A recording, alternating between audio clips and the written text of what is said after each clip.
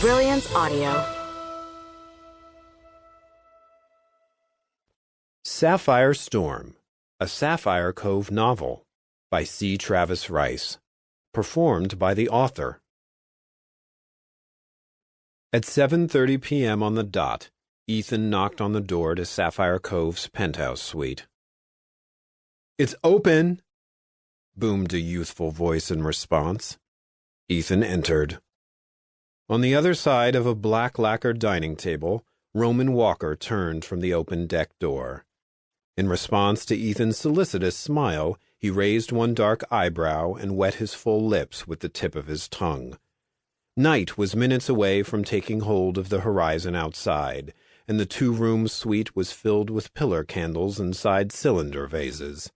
In their flickering light, the cake slices spread across the table on bone china plates looked like they were melting.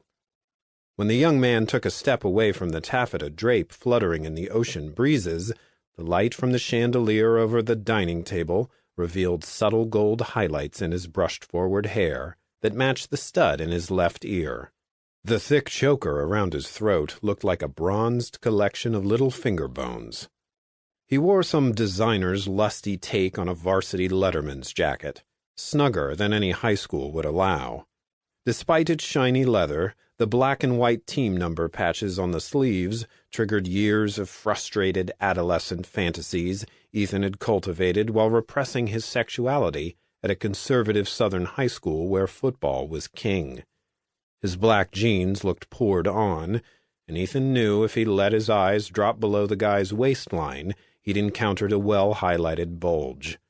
But when he stopped himself short, he ended up staring at a band of flat, tan stomach visible above the man's shining belt buckle.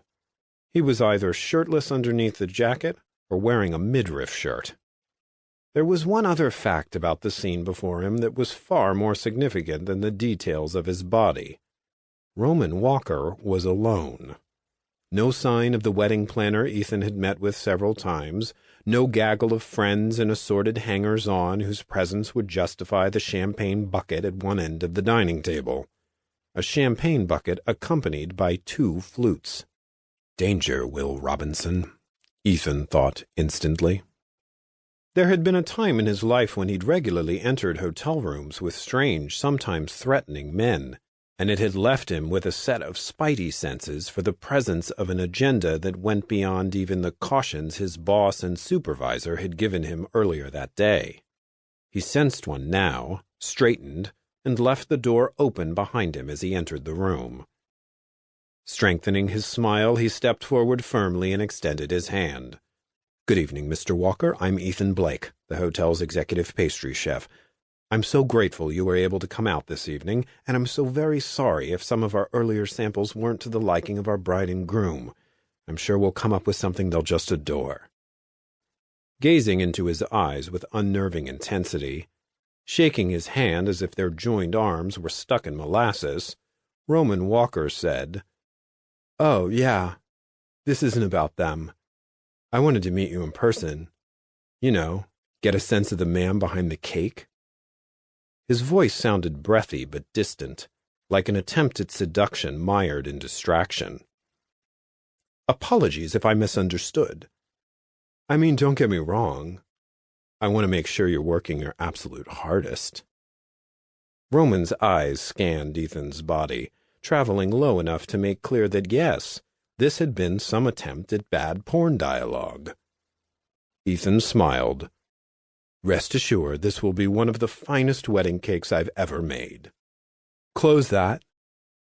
The young man jerked his head in the direction from which Ethan had just come, then wet his lips with the tip of his tongue. The order was both brusque and inappropriate, but Roman Walker's tone and drowsy half-smile suggested Ethan would be happy with the end result once he complied. Ethan felt otherwise. "Perhaps we leave it open a little, if you don't mind. The room tends to get a bit warm, especially if it's been unoccupied all day. And sugar heats up the blood, as I'm sure you well know." "Sugar is poison," he said. "But sometimes poison can be addictive, right?"